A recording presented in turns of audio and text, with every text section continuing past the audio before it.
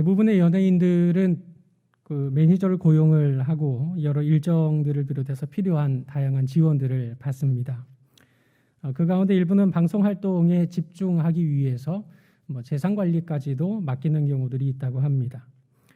개그맨 박수홍 씨를 아마 다 아실 겁니다. 연예계에 데뷔한 뒤에 그 소속사를 설립하고 형님에게 그 소속사를 맡겼습니다. 수익은 박수홍 씨가 7, 그리고 소속사는 3, 이렇게 나누어 갖기로 합의를 했습니다. 그 박수홍 씨가 연예 활동을 한 지가 한 30년 정도가 되는데 한 해의 수입이 많을 때는 수십억 정도도 너끈히 번다고 합니다. 큰 돈이었지만 박수홍 씨는 형님을 믿고 모든 것을 맡겼는데 그 개인 통장까지도 모두 일임하고 그 용돈을 받아서 지금까지 살아왔다 그럽니다. 하지만 최근에 소식을 들으신 것처럼 안타까운 일이 생기고 말았습니다. 자신의 재산을 확인해 보니 그동안 믿고 맡겼던 형님이 수익정산 7대3 합의한 내용을 지키지 않았고 또 적지 않은 금액까지 횡령한 사실이 드러나 버린 것입니다.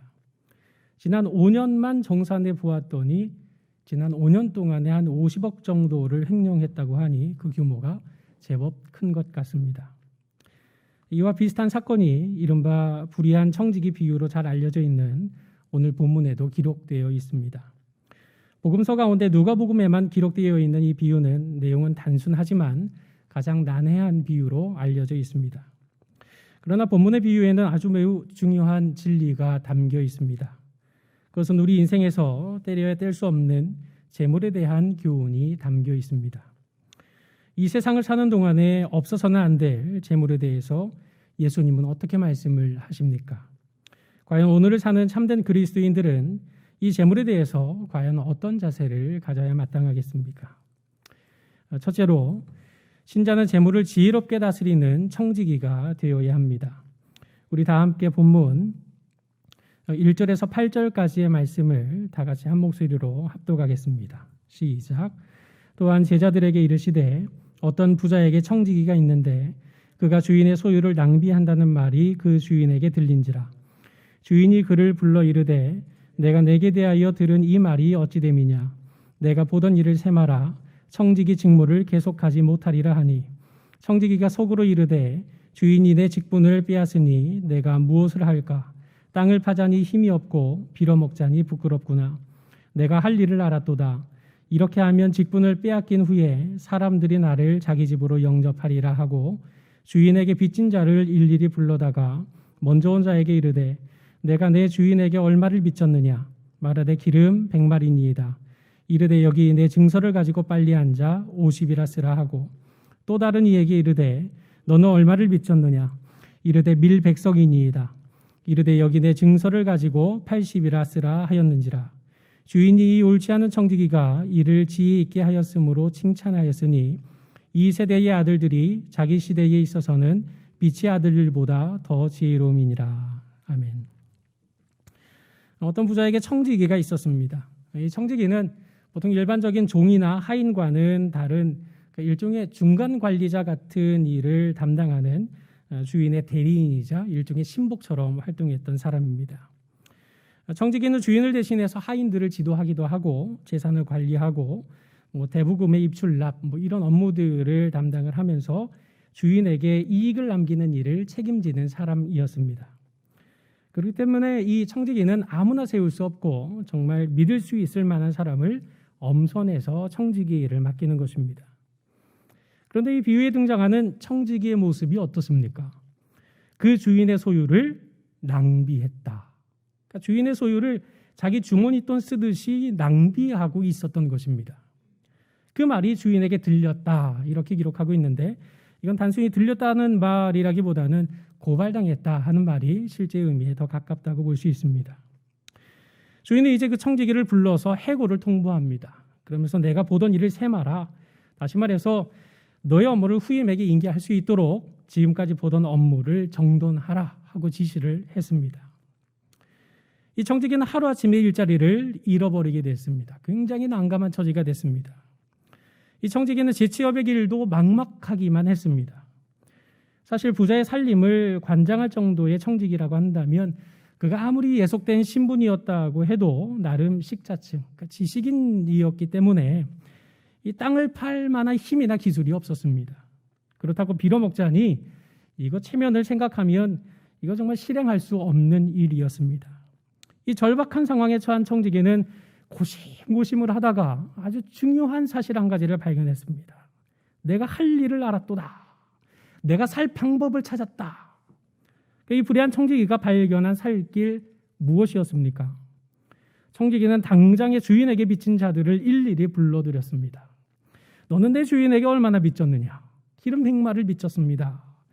이 기름 100마리면 3,400리터 정도가 됩니다. 그 올리브유를 말하는데 그 올리브나무 한 그루가 1년 동안 한 25리터 정도의 기름을 낸다고 합니다. 136그루에서 채취할 기름이었던 겁니다. 이 엄청난 양을 그럼 너는 여기 문서에 기름 50말로 다시 고쳐 써라 하고 반을 날려버렸습니다. 또 다음 사람이 왔습니다. 너는 빚이 얼마냐? 밀 100석입니다. 이 밀 100석은 근 3만 킬로그램 정도가 되는 엄청난 양입니다. 그럼 너는 80석으로 고쳐 써라. 20석을 감해줬는데 20석은 6,000kg, 20kg 쌀 300가마에 해당하는 엄청난 양을 탕감해 주었던 겁니다. 당시로서는 노동자 3년치 임금에 해당하는 엄청난 액수였던 겁니다. 청지기가 탕감해 준 빚은 뭐 기름이나 밀이나 값으로 환산하면 거의 비슷한 수준이었습니다. 이 청지기가 이처럼 장부를 조작하고 있는 이유가 무엇입니까? 자신을 해고한 주인을 골탕 먹여주려는 의도였습니까? 결코 그렇지 않습니다. 4절 하반절에 보니까 이렇게 하면 직분을 빼앗긴 후에 사람들이 나를 자기 집으로 영접하리라. 이것이 바로 청지기의 의도였습니다. 청지기는 우리가 알고 있는 의적이라 불리는 임꺽정과 같이 가난에 빠진 채무자들을 구제하기 위해서 부자의 장부를 조작하지 않았습니다. 오로지 자기의 막막한 생계를 잇기 위한 이기적인 목적으로 이 일을 벌였습니다. 그는 주인의 소유를 낭비한 것에 더해서 이제는 채무증서 위조를 통해 자기 살 길만 모색하고 주인에게는 엄청난 손해를 끼치고 있는 참으로 불의하고 약삭빠른 사람이었습니다. 만약에 청지기가 그 빚이 자기 돈이었다면 이렇게까지 탕감해 줄 수 있었을까요? 청지기의 심정은 어차피 뭐 내 돈도 아닌데 여기 쫓겨나가면 나도 먹고 살아야 되는데 이렇게라도 은혜를 베풀어 주자 하고 자기 살 길을 찾아보자고 저지른 일이었을 것입니다. 그런데 이 청지기에 대한 그 주인의 반응이 우리로서는 참 이해하기가 쉽지 않습니다. 그 주인의 반응이 무엇이었습니까? 이 옳지 않은 청지기가 이를 지혜 있게 하였다. 이렇게 말하는 것입니다. 그 방금 전에는 자기 재산을 허비했다는 이유로 청지기에게 해고를 통보했던 그 주인이 자신이 받을 돈을 임의로 조작해서 더 큰 손해를 끼친 이 청지기에게 왜 지혜롭다고 칭찬하는 것입니까? 여기에 대해서는 학자들의 의견이 아주 분분합니다. 그 대표적인 견해는 이와 같습니다. 주인은 만약 청지기가 장부를 정돈하고 후임자에게 인계하는 과정에서 자기가 고리대금을 받고 있었다는 사실이 드러날 경우에 그 마을에 그래도 어느 정도 유지로서의 체면이나 명예 이런 것들이 실추될 수도 있었습니다. 모세율법에 금하고 있는 고리대금에 관한 규례를 어겼기 때문입니다. 그런데 청지기가 자기 살겠다고 채무증서를 변조한 까닭에 그 고리대금을 받고 있었다는 그 사실이 싹 사라지게 되었던 겁니다. 그러자 주인은 약간의 금전적 손실을 감수하고서라도 대중들에게는 자기의 명예를 지키게 되었을 뿐이 아니라 또 빚까지 일부 탕감해 주었으니 가난한 자들에게 자선을 행사하는 인자한 사람으로 드러날 수 있었기 때문에 이 불의한 청지기를 칭찬했다. 뭐 이런 해석이 있습니다. 나름 설득력이 있기는 하지만 본문에는 이자라든지 뭐 고리대금에 대한 어떠한 언급이 없습니다. 그래서 그대로 받아들이기에는 조금 아쉬운 면이 없지 않습니다. 또 어떤 학자들은 당시 팔레스타인 지역에서 시행되었던 대부약정에 관한 문헌적인 증거를 근거로 대면서 당시에는 고리대금을 금지하는 법이 있었지만 거의 무시되고 있었다라고 주장을 하기도 합니다.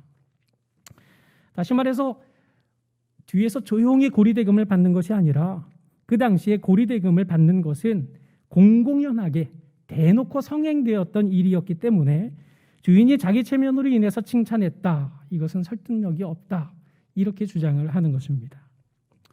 그렇다면 우리는 이 주인의 반응을 어떻게 이해할 수 있겠습니까? 우선 이 말씀은 비유라는 사실을 우리가 기억해야 됩니다. 그 비유는 일상의 소재를 이용해서 무언가를 명확하게 하거나 진리를 선명하게 나타내기 위한 목적으로 만드는 이야기입니다. 그렇다면 예수님께서 이 불의한 청지기 비유를 말씀하시는 목적이 무엇인가? 거기에 우리는 먼저 집중해야 합니다. 예수님께서 이 말씀을 하신 목적이 무엇입니까? 이 비유의 목적은 8절 하반절에 보니까 이 세대의 아들들이 자기 시대에 있어서는 빛의 아들들보다 더 지혜롭다, 바로 이 사실을 보여주시려는 것입니다. 즉, 이 비유의 논점은 이 세대의 아들들, 즉 불신자들도 자기들에게 닥칠 미래를 준비할 줄 안다면 빛의 아들들, 즉 신자들은 더더욱 지혜롭게 미래를 준비하는 것이 마땅하지 않겠느냐 하는 것입니다. 세상에서 소위 똑똑하다는 사람들이 영원한 가치가 없는 내일을 위해서도 오늘을 지혜롭게 준비하고 있는 것을 보고 있지 않느냐. 비록 옳지 않은 청지기가 옳지 않은 방법으로 미래를 준비했지만 준비하고 있었다는 그 사실만큼은 우리가 높이 평가해야 한다라고 말씀하신 것입니다. 이 사실은 비유의 결론에 해당하는 9절에서 좀 더 명확하게 드러납니다. 우리 9절의 말씀을 함께 한 목소리로 합독하겠습니다. 내가 너희에게 말하노니 불의의 제물로 친구를 사귀라. 그리하면 그 제물이 없어질 때에 그들이 너희를 영주할 처소로 영접하리라. 아멘. 여기서 말씀하는 불의의 제물은 불법적인 제물, 다시 말해서 수단 방법 가리지 않고 부정적으로 획득한 제물을 말하는 것이 아닙니다. 여기 불의의 제물이라는 이 표현은 단지 세상의 제물, 세속에 속한 제물, 일반적인 의미에서 제물을 의미하는 것이고, 이 세상의 제물로 친구를 사귀라는 것은 사람을 얻고 구하고 세우는 일, 이런 일들을 감당하면 그 영원한 내세를 얻게 되리라는 말씀인 것입니다. 오늘 오전에 담임 목사님께서 하신 설교 말씀 중에 성막을 세우기 위한 재료로 쓰인 것이 무엇이었습니까? 그것은 바로 애굽에서 나올 때 하나님께서 그들의 손에 맡겨두신 재물들이었습니다. 애굽의 재물, 세상의 재물, 세속의 재물, 불의한 재물, 이것으로 하나님께서는 거룩한 성막을 만들 예물로 드리도록 하시지 않았습니까? 그렇다면 영원한 것을 유업으로 받을 빛의 아들들은 자기 인생의 미래를 준비하는 일에 있어서 세상의 재물을 지혜롭게 사용할 수 있어야 한다. 이것이 바로 오늘 비유의 메시지인 것입니다. 졸업여행을 갔었던 적이 있습니다. 호텔에서 묵으면 해외에서 왜 침대 베개맡에다가 뭐 $1, $2 뭐 이렇게 놓고 나오게 됩니다. 언젠가 아침에 모였는데 한 팀이 분위기가 썩 좋지 않았습니다. 조용히 뒤에서 물어봤더니 오늘 TV 누구 차례냐 가지고 이게 혼란스러워서 난 어제 분명히 됐다, 오늘 네 차례다 해가지고 뭐 일부를 가지고 이렇게 묘한 다툼이 벌어지고 말았던 것입니다. 그러니까 1달러 얼마 정도 됩니까? 한 1,200원 정도밖에 안 되거든요. 우리나라에서 1,200원 이거 그냥 뭐 쉽게 쓸 수 있는 돈 아닙니까? 그런데 이상하게 해외만 나가면 이 1달러 하나 쓰는 게 어쩌면 그렇게도 아까운지 모릅니다. 어차피 해외 나가서 그 나라에서 사용되던 그 돈 가지고 들어와 봤자 국내에서 쓰지도 못하는데 말입니다. 어떤 면에서는 우리가 청지기직을 내려놓고 하나님 앞에 나아갈 때 이 땅에서 소유하고 있었던 재물, 이거 아무 의미가 없습니다. 그럼에도 이 땅을 사는 동안에 우리는 좀처럼 꽉 찐 손을 펴지를 않습니다. 우리는 어째서 재물에 대해서만큼은 이토록 아까운 마음이 드는 것일까요? 그것은 우리가 청지기라는 사실을 망각하기 때문입니다. 즉 재물이 하나님의 것이 아니라 내 거다, 이렇게 생각하기 때문입니다. 내가 쓸 것 쓰지 않았고 내가 악착같이 벌어놓은 것이기 때문에, 내 땀의 결실이기 때문에 이 재물은 내 것이다, 이렇게 생각합니다. 정말 그렇겠습니까? 저희 집에는 푸들 강아지 한 마리가 있습니다. 그 간식공에 간식을 넣어주는데, 개 키우는 분들은 아실 겁니다. 이렇게 공처럼 생긴 게 있는데 그 구멍들이 곳곳에 있습니다. 거기에 간식 잘라서 넣어서 주면 이 녀석의 발로 툭툭 차가지고 그 공을 가지고 다니면 떼굴떼굴 굴러가면서 간식이 하나씩 툭툭 튀어나옵니다. 이제 그거 운동하면서 먹도록 하기 위해서 고안된 이제 그런 도구입니다. 아마 이 개의 머릿속에 제가 들어가지는 않았지만 아마 코코는 지 발로 이걸 내가 쳐서 먹는다 하고 생각을 할지도 모르겠습니다. 그렇지만 자기가 만든 게 아닙니다. 제가 준 겁니다. 그럼 그걸 간식을 그렇게 넣어주면서 운동까지 하라고 그 간식공을 주는 이 선량하고 착한 주인은 어디서 생겼습니까? 제 부모님이 저를 낳으셨습니다. 부모님은 어디서 나오셨습니까? 그 부모님에게요. 그렇게 위로 쭉쭉쭉쭉 올라가면 제일 위에 꼭대기에 누가 계시겠습니까? 하나님입니다. 우리가 살아가는 이 땅의 모든 것의 제1원인은 결국 하나님이십니다. 일할 수 있는 건강 누가 주셨습니까? 일할 수 있는 그 일터는 누가 주셨습니까? 하나님이 주신 것입니다. 하나님만이 온 세상의 주인이시고 우리는 하나님께서 맡겨주신 것을 잠시 담당하고 있는 청직이라는 사실을 우리는 잊어서는 안 되는 것입니다. 주인의 것을 내 것으로 착각하고 자기를 위해서 낭비하는 것처럼 미련한 일은 없을 것입니다. 왜냐하면 청직의 직무는 결코 영원하지 않기 때문에 그렇습니다. 하나님께서 부르시는 순간 우리는 모든 것 다 내려놓고 하나님 앞에서 청산하고야 말 날이 올 것이기 때문입니다. 그런 까닭에 수단으로서의 삶, 목적으로서의 예수, 이 말씀과 같이 물질이라는 수단을 지혜롭게 활용을 해서 온 세상의 주인이신 하나님을 기쁘시게 하는 청지기가 되어야 마땅하지 않겠습니까? 언젠가 장례를 치렀는데 이제 출상해서 운구차에 시신 옮겼습니다. 그 문 닫으면 되는데 갑자기 이 걸걸한 상주업체 직원이 그 문 닫는 걸 쓱 가로막더니 고인이 가는 길에 노잣돈 한 푼도 내지 않는 법이 어디 있습니까? 예수님도 3일 만에 부활하셨으니 고인을 위해서 노잣돈 3장만 올려주십시오. 그렇게 얘기를 하는 겁니다. 그 노잣돈 누가 가져갑니까? 우리가 개인적인 종말을 맞이하는 그 순간 우리 눈에 보이는 것들, 우리 손에 잡을 수 있는 것들, 이 모든 것들 가운데 어느 한 가지라도 가져갈 수 있는 것이 있습니까? 그러므로 이 세상의 재물 결코 내 것이 아니며 영원히 가져갈 재물이 아니라는 사실을 성경을 통해서 깨닫고 그 재물을 잠시 동안 맡아 관리하는 동안에 자기 미래를 위해서 정말로 지혜롭게 사용하는 성도들이 되시기를 바랍니다. 그렇다면 그 재물을 우리는 어떻게 사용해야 되겠습니까? 우리가 둘째로 신자는 하나님을 충성스럽게 섬기기 위해 재물을 사용해야 합니다. 우리 다 같이 본문 10절로 13절까지 있는 말씀을 다 같이 한 목소리로 합독하겠습니다. 시작. 지극히 작은 것에 충성된 자는 큰 것에도 충성되고 지극히 작은 것에 불의한 자는 큰 것에도 불의하니라. 너희가 만일 불의한 재물에도 충성하지 아니하면 누가 참된 것으로 너희에게 맡기겠느냐? 너희가 만일 남의 것에 충성하지 아니하면 누가 너희의 것을 너희에게 주겠느냐? 집 하인이 두 주인을 섬길 수 없나니 혹 이를 미워하고 저를 사랑하거나 혹 이를 중히 여기고 저를 경히 여길 것임이니라. 너희는 하나님과 재물을 겸하여 섬길 수 없느니라. 아멘.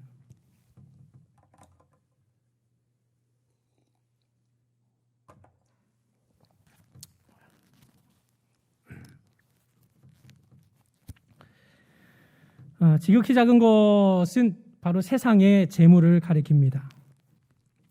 지극히 작은 것에 충성된 자, 큰 것에도 충성된다 이렇게 말씀하셨습니다. 충성이라는 단어는 계속 11절과 12절에도 반복해서 이어집니다. 이 짧은 구절에 4번이나 반복되고 있는 이 충성이라는 말, 그것은 하나님께서 맡기신 지극히 작은 재물을 하나님 보시기에 믿을만하게 다스리고 있는가, 그것을 의미하는 말씀입니다. 지극히 작은 것에 충성된 자, 즉 영원할 수 없는 세상에 속한 재물을 하나님이 보시기에 믿을만하게 다스리는 사람은 하늘의 영원한 것도 신실하게 감당할 수 있다. 세상의 재물조차도 믿음직스럽게 신실하게 다스리지 못한다면 당연히 영적인 것에도 그럴 수밖에 없다. 이것이 바로 예수님이 하신 말씀입니다. 이어지는 11절의 말씀도 같은 맥락입니다. 만일 불의한 재물에도 충성하지 못한다면 어찌 참된 것을 맡길 수 있겠느냐, 이렇게 말씀하셨습니다. 불의한 재물, 앞서 말씀드린 대로 부정한 재물을 말하는 것이 아니라 세상에 속한 일반적인 재물을 의미하는 말입니다. 즉 세상의 재물조차도 믿을만하게 다스리지 못하는 사람에게 어찌 하늘에 있는 참된 것, 영원한 것을 맡길 수 있겠느냐, 바로 이 말씀인 것입니다. 10,000원 줬더니 10,000원 하나도 흘리고 다니는 아이에게 어떻게 10만 원, 100만 원을 맡길 수 있겠습니까? 그럴 수가 없다는 말입니다. 12절 말씀에도 너희가 만일 남의 것에 충성하지 아니하면 누가 너희의 것을 너희에게 주겠느냐, 이 말씀도 다른 사람이 맡긴 재물조차도 믿음직스럽게 감당하지 못하는 자가 어떻게 자기 몫을 받을 수 있겠느냐, 이런 의미입니다. 충성하고 충성을 4번이나 반복하시면서 예수님께서 말씀하고자 하시는 바가 무엇입니까? 하나님께서 맡기신 지극히 작은 세상의 재물, 이것 믿을만하게 다스릴 수 있어야 한다는 말씀입니다. 이 부분에 대해서 예수님께서는 13절에 집 하인이 두 주인을 섬길 수 없다, 이렇게 정돈을 해주고 계십니다. 두 주인이 무엇입니까? 하나님과 재물입니다. 하나님께 충성할 거냐, 재물에게 충성할 거냐, 이거 묻고 계시는 겁니다. 우리가 이 말씀에서 놓치지 말아야 할 사실이 하나 있습니다. 예수님께서는 두 주인을 섬기지 말라, 이렇게 말씀하지 않으셨습니다. 두 주인을 섬길 수 없다고 말씀하십니다. 둘 중에 하나만 섬길 수 있지 둘 다 섬기는 건 하지 말라가 아닙니다. 우리는 둘 중에 하나만 선택할 수 있을 따름이라는 것입니다. 예수님 당시 노예들은 지금처럼 주 52시간 근무제가 없었습니다. 주 5일 근무제도 아니었습니다. 종은 오로지 한 주인을 위해서 24시간 밤낮을 가리지 않고 완전한 충성과 순종이 요구되었습니다. 두 주인을 섬긴다? 당시로서는 상상할 수도 없는 불가능한 일이었습니다. 그래서 예수님께서는 두 주인을 섬기지 말라가 아니라 두 주인을 섬길 수 없다, 그럴 수는 없다라고 명백하게 말씀하고 계시는 겁니다. 사람은 재물을 주인으로 삼든지 아니면 하나님을 주인으로 삼든지 둘 중에 하나만 선택할 수 있습니다. 저는 지금까지 둘 다 사랑해도 아무 문제 없이 잘 지냈는데 지금 무슨 말씀을 하십니까? 아니요. 그 말이 거짓말입니다. 만약 둘 다 사랑해도 아무 문제 없다, 이게 사실이라고 한다면 오늘 기록된 예수님의 말씀이 거짓말입니다. 그럴 수 없지 않겠습니까? 하나님과 재물 둘 다 사랑하는 것 불가능한 일입니다. 혹이라도 겉으로는 하나님께 충성하는 것처럼 속일 수 있을지는 모르지만 속마음만큼은 예수님께서 말씀하신 대로 이를 미워하고 저를 사랑하거나 혹 이를 중히 여기고 저를 경히 여길 수밖에 없음을 알아야 합니다. 여러분께서 진정 사랑하고 계시는 것은 무엇입니까? 예수님은 너희는 하나님과 재물 겸하여 섬길 수 없다고 명백히 말씀하시면서 둘 사이에 누구의 종이 될 것인가를 결단하라고 말씀하고 있습니다. 너의 주인은 누구인가? 하나님인가 재물인가? 재물인가 하나님인가? 돈의 가치를 믿고 따를 것인가? 아니면 믿음의 가치를 붙잡고 살아갈 것인가? 둘 중에 한 가지만 선택할 수 있다고 말씀하십니다. 하나님과 재물, 누가 우리의 주인이 되어야 하겠습니까? 누가복음에는 곳곳에 재물에 대한 경고를 나타내고 있습니다. 우리가 읽은 이 16장 저 뒷부분에 가면 우리가 잘 아는 부자와 나사로의 비유가 있습니다. 문 앞에는 질병과 기아로 죽어가는 나사로가 있었지만 부자는 어찌했습니까? 날마다 사치스럽게 잔치상 차려 먹었습니다만 그 끝은 어떻게 됐습니까? 음부의 고통에 빠지고 말았다고 기록하고 있습니다. 누가복음 15장에는 탕자의 비유가 있습니다. 그의 유업으로 재산을 받았습니다. 허랑방탕하게 창기와 함께 먹어버린 결과는 돼지 지업 열매조차 없어서 굶어 죽을 처지로 전락하고 말았습니다. 저 뒤에 누가복음 18장에 가면 관원으로 소개된 부자 청년이 있었습니다. 영생 얻기를 구하면서 예수님 앞에 나와왔지만 그 재물 팔고 가난한 사람들에게 다 나눠주고 나를 따르라. 예수님의 말씀을 듣고 어떻게 됩니까? 큰 부자인 고로 심히 근심했습니다. 재물에 대한 집착, 이것 때문에 자멸의 위기에 빠져들고 말았습니다. 14장의 만찬의 비유, 왕의 초대를 받았는데 자신들의 밭과 소 같은 재물에 집착한 결과 왕의 초청을 거절했습니다. 멸망당하지 않았습니까? 12장에도 어리석은 부자가 나오는데 재물을 곳간에 쌓아두기를 즐겨하고 그걸로 만족하고 와, 내가 이만큼 모았구나 이러면서 살았던 인생인데 그 하나 써보지도 못하고 인생의 주인이신 하나님께로 불려가는 비극을 보지 않았습니까? 찬송가 가사 중에 이런 가사 있습니다. 웬 말인가 웬일인가 내 형제여, 재물만 취하다 세상 물질 불탈 때에 너도 타겠구나. 이런 비참함에 빠져줘야 되겠습니까? 잠에서 깰 때마다 내가 산 주식이 올랐는지 떨어졌는지, 암호화폐 가격은 어떤지, 집값은 올랐는지 내렸는지 여기에만 사로잡혀서 뭔가 조금 오르면 기뻐하고 이게 뭔가 좀 하락하면 침울에 빠지고 마는 그런 삶이란 말 그대로 재물에 매여서 재물을 주인으로 삼고 살아가는 건 아니고 무엇이겠습니까? 물론 신자들은 그 누구보다도 돈에 대해서 민감해야 되고 돈을 잘 벌 수 있도록 부지런해야 마땅합니다. 왜냐하면 재물은 참된 주인이신 하나님을 위해 선용할 수 있는 도구가 명백하기 때문입니다. 그러나 진짜 문제가 되는 것은 하나님께서 무엇을 기뻐하시는가? 하나님이 어떤 비전을 품고 계시는가? 여기에는 아무 관심도 없이 그저 돈을 벌고 부자가 되기 위해서 하나님을 수단으로 삼고 살아가는 것입니다.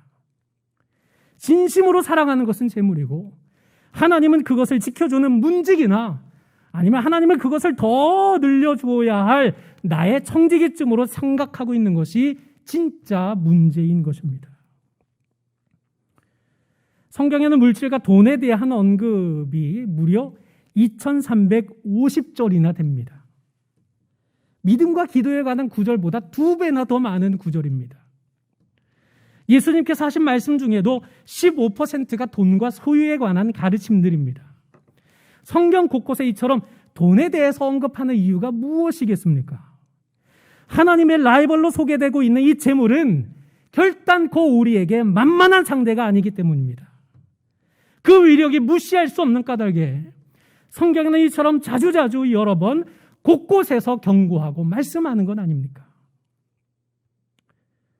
원로 목사님께서 과거에 이런 말씀하신 적이 있었습니다. 인생이 돈 하면서 돈만 쫓아다니다 보면 돈의 노예가 되어서 돈이 시키는 건 뭐든지 다 하다가 제일 마지막에 내가 어떻게 네 주인이냐 하고 돈에게 배신당하고 맙니다. 하지만 하나님을 주인으로 삼고 하나님하고 하나님을 따라가면 온 세상의 주인이신 하나님께서 돈이 나를 따라오도록 역사하실 겁니다. 이렇게 말씀하신 적이 있습니다. 정말 그렇지 않습니까? 온 세상의 창조주이십니다. 절대 주권으로 다스리시는 하나님이십니다. 정작 그 주인은 몰라보고 그저 돈의 노예가 되어서 살아가는 삶에 정말 참되고 영원한 안식 즐거움이 있을 수 있겠습니까? 재물을 주인으로 삼고 살아가는 삶이란 마치 개 경주에 모형 토끼와 같은 무빙 타겟을 따라가는 것과 다를 바 없습니다. 무빙 타겟 혹시 TV에서 보셨는지 모르겠습니다. 개들이 경주하기 위해서 출발선에 쫙 서 있습니다. 그럼 저 뒤에서 막대기에 딱 걸려있는 토끼 인형이 슉 하고 돕니다. 그리고 개들 앞을 싹 통과하게 될 때 개들은 그 토끼를 잡아야 되는 줄 알고 그 토끼를 쫓아서 열심히 따라갑니다. 죽도록 뛰지만 그 토끼 잡을 수 있겠습니까? 못 잡습니다. 무빙 타겟은 결코 따라잡을 수 없는 신기루와 같은 존재일 뿐입니다. 우리 삶에 영원한 만족을 줄 수 있을 것만 같은 재물, 그게 바로 우리 삶의 무빙 타겟이라는 것을 기억해야 됩니다. 우리는 결코 재물의 종이 되어서 재물이 나를 주장하는 이런 비참한 삶에 빠져서는 안 됩니다. 평생도록 허덕허덕거리면서 돈만 따라다니다가 빈손 들고 하나님 앞에 나아가는 그런 존재 되어서는 안 됩니다. 재물은 결코 우리가 사랑할 대상도 아니고 섬김의 대상도 아닙니다. 바울은 결코 돈이 일만하게 뿌리라고 말하지 않았습니다. 돈을 사랑함이 일만하게 뿌리라고 말했습니다. 참된 신자는 돈을 사랑할 게 아니라 하나님을 사랑해야 됩니다. 재물이 아니라 사망의 어두움으로부터 십자가 대속의 은혜로 빛의 자녀로 삼아주신 그 하나님만을 사랑하고 그 하나님만을 주인으로 섬겨야 마땅합니다. 돈은 그 자체로서는 결코 더러운 것도 거룩한 것도 아닙니다. 그것은 참된 주인이신 하나님께서 청지기 된 우리에게 맡겨주신 도구일 뿐입니다. 돈을 섬기는 자세가 아니라 다스리는 자가 되어서 목적으로서의 예수, 수단으로서의 삶이라는 바른 청지기의 삶을 가지고 우리가 선용할 때 그것은 불의한 재물이 아니라 거룩한 재물이 되는 것입니다. 그러므로 하나님과 재물 가운데 진심으로 우리가 사랑해야 할 주인이 누구이신지를 바르게 고백하는 가운데 하나님을 위하여 재물이라는 도구를 충성스럽게 사용할 줄 아는 성도들이 되시기를 바랍니다. 사랑하는 성도 여러분, 본문의 말씀은 예수님께서 제자들에게 하신 비유의 말씀이었습니다. 하지만 14절 말씀에 보면 곁에 서 있던 바리새인들도 함께 그 말씀을 들었습니다. 바리새인들의 반응은 무엇이었습니까?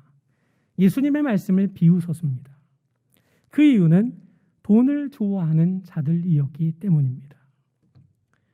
여러분께서는 오늘 이 예수님의 말씀을 어떤 심정으로 들으셨습니까?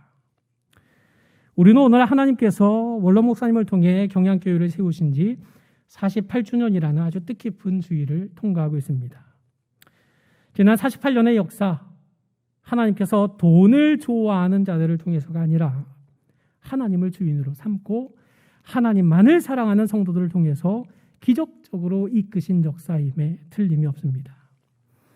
하나님께서는 앞으로 2년을 남겨둔 경양의 희년을 바라보는 가운데 담임 목사님을 통해서 희년의 비전을 우리에게 허락해 주셨습니다. 하나님께서는 이 희년맞이 5대 실천 목표인 보리떡 헌금 완결, 수도권 벨트화를 위한 지교회 개척, 제네바 신학대학원 후원, 남북통일로 북한 선교 준비, 강서지역 복지 사업 정착을 위한 이 걸음들을 한 걸음씩 지금도 여전히 옮겨가도록 일하고 계십니다. 마지막 시대, 하나님께서 여전히 우리 경양교회를 통해 이루어가시는 이 귀하고도 선한 일에 함께 동참할 수 있는 그런 충성된 청지기가 되어야 마땅하지 않겠습니까? 그러므로 만유의 주이신 하나님께서 맡겨주신 이 귀한 재물을 신실한 청지기의 자세로 받아서 이 땅에 살아가는 동안에 먼저 그의 나라와 그의 의를 위하여 충성스럽게 선용할 줄 아는 그런 모든 복된 경양의 성도들이 되시기를 주님의 이름으로 간절히 축원합니다.